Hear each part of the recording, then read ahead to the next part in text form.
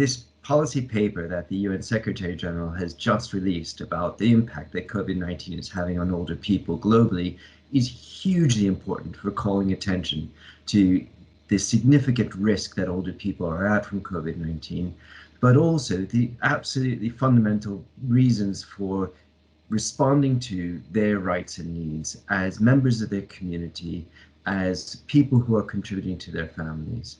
We see a huge diversity of experience of older people in all the countries where we work.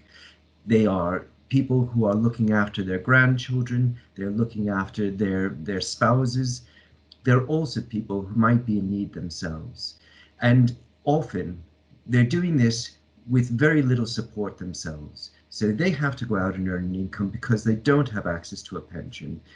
But they're finding that their ability to get the money they need, to get the food they need, is being severely restricted by the measures that have been put in place to respond to COVID-19.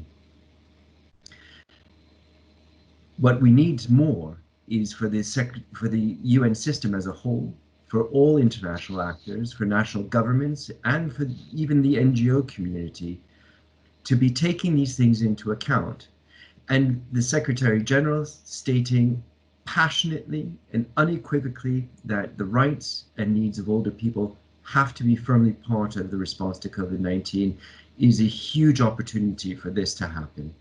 We're really pleased as well that the Secretary General has recognized that the way that human rights and the needs of older people are articulated through the UN system may not be sufficient, and it has to be strengthened.